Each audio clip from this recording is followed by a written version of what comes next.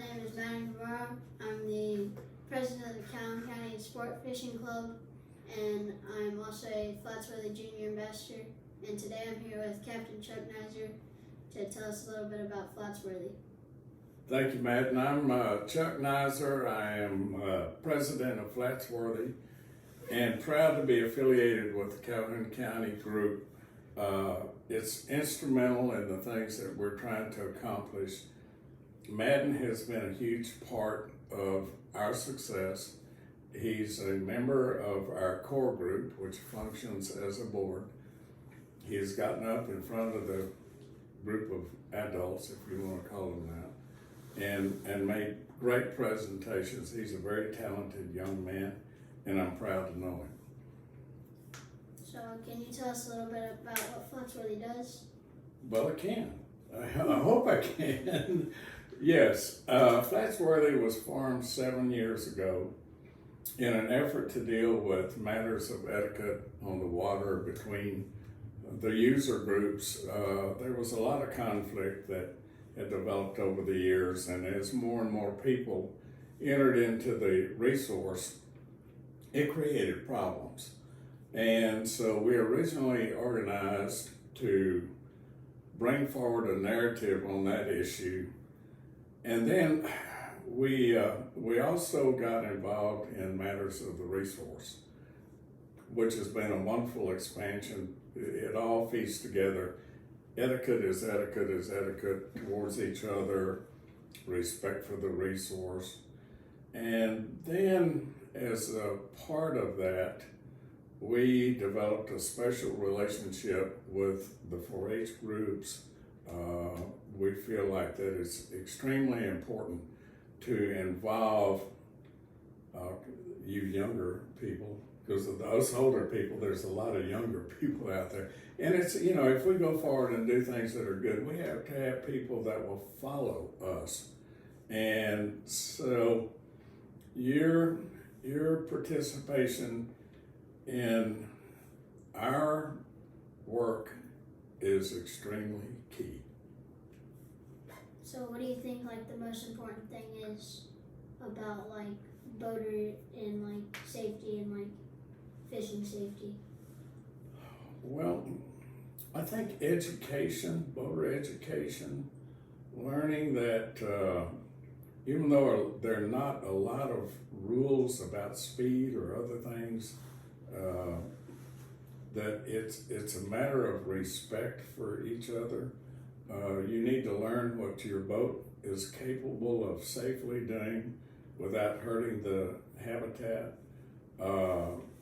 what you can do to not interfere with the success of another person that's out fishing. Great question, lots of answers, but that would be my, boater education is a big part of what needs to be expanded. What do you think we could do for the habitat when boating? Well, uprooting seagrass is a big issue with boaters, and that involves the interface between the propeller and the habitat. And when you run your boat in shallow water, and go through the grass beds, then you leave a trail. And uprooting that seagrass and creating a trench through a colony of plants causes a lot of change. And that's one thing, just cutting up not only the bottom vegetation, but the marsh grass, cutting up shell reef, all of that where there's a interface between the mechanical part of that boat and the habitat is something that has to be taken care of. What do you think about when fishing, to save the habitat when you're fishing? What do I think about it? I think about operating my boat in a safe manner and a prudent manner to where I only do I only enter the resource to the extent that I need to be successful.